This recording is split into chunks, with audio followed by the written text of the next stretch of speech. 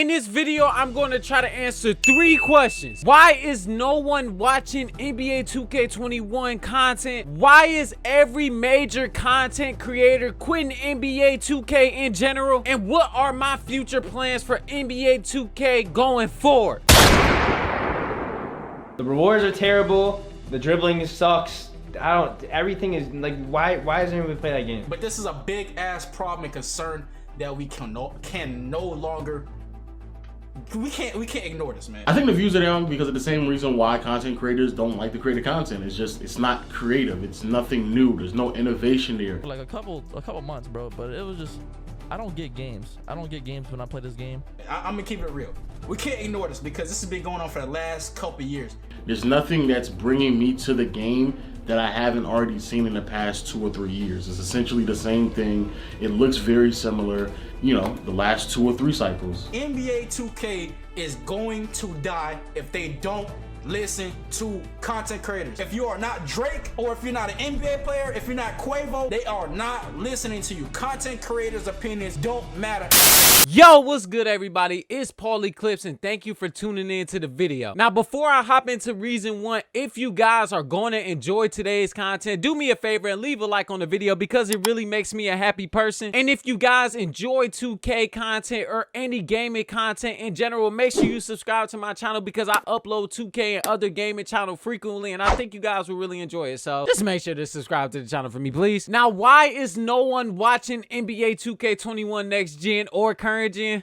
It's a really simple answer, honestly. One of the reasons why is the gameplay is very similar. Now, if you have been playing 2K for years, or if you're a new viewer, you're kind of looking at next gen and thinking to yourself like, this looks the same from the PS4 version. And it really does. Besides the enhanced graphics, the okay texture updates, there's really nothing that's totally different about this game that screams out to you next gen. So for us as players, for those who buy the game, we're looking at it as this. Okay, this is supposed to be a next generation game on the PS5 and the Xbox Series S, but there's nothing next generation about it. And you can see right here in these clips that I'm about to put on the screen that it literally looks exactly the same from PS4. The animations look the same. The contact dunks look the same. The green animations look the same from last gen. So there's really nothing different gameplay wise that's giving us an incentive to buy the game. And even if it does give us an incentive to buy the game because it's a next gen platform, there's no reason to play it. And that kind of goes into my second point. There's no new or major changes to the new potential buyers of NBA 2K. So let's say that PS5 is your first console ever, hypothetically speaking, and you never really played 2K like that. You're looking at 2K on PS4 and on PS5 and you're like, well, it looks like the same game. There's nothing different about it. Why would I switch over from a current gen game if I can just play current gen NBA 2K and have the same experience as I would next gen? But I think one of the major issues, especially for the new viewers, is that 2K really failed to promote the city. If you guys remember, we didn't hear about the city on next gen until literally about a week or 2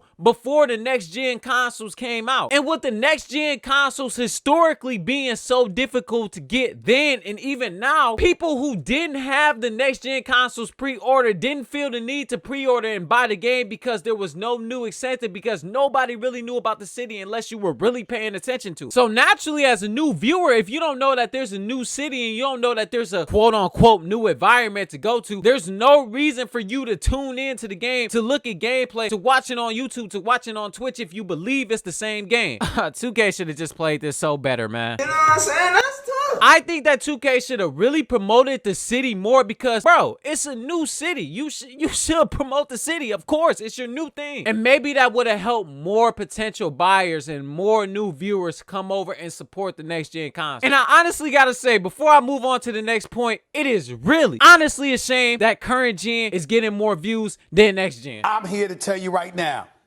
we don't care. Let me tell you something. We don't care. Now, my second reason. This is something I really feel passionate about. I asked the question in the beginning, why is every major content creator quitting NBA 2K21 or ain't quitting NBA 2K in general? And honestly, it's really coming down to a few key points. The first point that I would like to make is the gameplay is horrendous. I've talked about this before in multiple videos, but there are literally things inside of NBA 2K that literally break the game, that make it unplayable to win the game fairly. In NBA 2K21 current gen, for example, you had things like speed glitching where a person could literally boost out of a move in an unrealistic way. And then you had moves like the post hook where any position, if they had a high overall with the post hook, they were able to make a post hook every time with it being the green light if they held the right stick back, and it didn't matter how good the defense was. And moving on to next gen, there are things that were in the game like fading away where a person could literally be 1 inch away from you and they were able to fade and make greens consistently, and there was absolutely nothing that you could do about it. Now, on top of all these bad gameplay issues, it's really not a big thing if and only if the defense was actually good. But that's the problem with 2K right here. The defense has never ever been able to compete with the offensive side of the game. With bad mechanics like sliding and defense being notoriously unreliable, especially in 2K. Oh my god, I hate the shot contest system. The shot contest system is so bad. You can literally be right in someone's face with a 70% contested shot and it goes straight in with a green light. And someone could not be guarding you on the perimeter. You can have a 90+3 and you will shoot whites for an entire park or even an entire rec game. So with it being broken mechanics on top of unreliable gameplay, on top of very, very shady defense, it makes no sense why major content creators have decided to leave this game and move on to other games like Call of Duty or Fortnite. But the gameplay, you guys are probably thinking like the gameplay is really bad. Why is anyone playing it?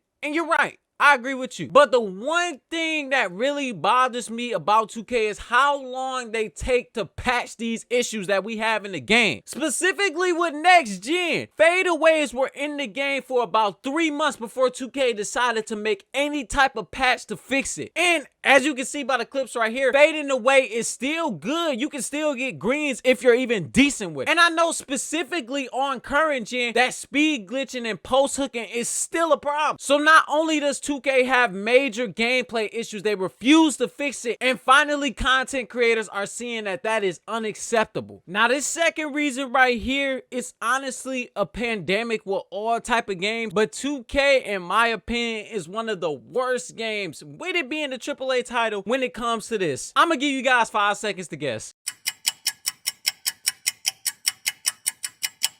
Alright, man, you probably didn't get it, but it's that 2K is paid to win. It's a problem with my team, it's a problem with the my player system, and it's a problem with 2K as a whole. You cannot play 2K if you don't spend tons and tons of dollars after you buy the initial game. Specifically with my team, I know what's an issue is they don't even use the my team currency anymore. You literally have to spend VC, you have to buy VC with your actual money to get the players and packs that you actually want. You have to spend so much money to even almost have a chance at the player that you want. So to build a decent team in my team, you have to spend so much money to even almost accomplish that. And the my player system the my player system is really bad. And this is why I get frustrated with 2K every year, because 2K will make gameplay changes throughout the year that forces me to have to spend money to make another my player to compete with other players. For example, 2K can do a thing where shooting is really, really difficult, so I'm going to make a build that has a high shooting overall and risk other stats because I want to be able to shoot better because of the way the game is. But when 2K makes an update to make shooting easier, it forces me to have to make another player because now shooting isn't as needed as it once was, so I have to make another player to compete with other players. You literally have to spend $50 on the original NBA 2K game, and out of this next gen you have to actually spend $70, and then you have to spend $50 to make your my player even decent. Then, once you spend $50 to make your my player, remember the word here, decent, you have to grind for so long in my career to even almost be good at the game. Oh my god, the my career grind, the unnecessary grinding in 2K is so unnecessary. Why does it take me literally a whole week to max out my player from an 85 overall to a 99 with all the badges? I already just spent $70 on the game plus another $50 to upgrade my player. There's no reason why you guys should have to force me to play my career to even almost compete in the park or the rec. Now, I can understand where some of you guys are coming from. You guys are probably saying, well, you can earn badges in rec. You can earn badges in park. And that's correct. But if you're competing with players who've already done the My Career grind and they have a significantly better player than you because they have all their badges on Hall of Fame, you will look like a fool to go out to the park or go to the rec and play against the guys, because if they're even decent, they're going to destroy you. There's no reason why the grind should be that long to make our My players good, especially since we already have to pay so much to get them to a high overall. And there's no reason why my team players should have to spend literally hundreds of dollars to get a chance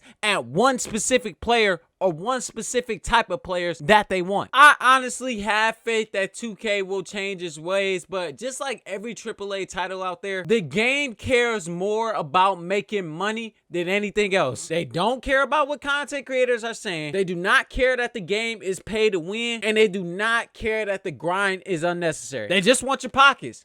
And hey, we keep giving it to them. So, oh well. And if this content was interesting and you want to see me complain about more games in the future, subscribe to the channel, tap that notification bell, and leave a like on the video. You might as well comment on it too. I want to see what you guys' thoughts are anyways. Do you guys think 2K will make a comeback? Do you guys think 2K is over? What are your thoughts about games being play to win? Make sure you guys let me know in that comment section. And hey man, it has been your boy Paulie Clips, and I'm out, man. Bye.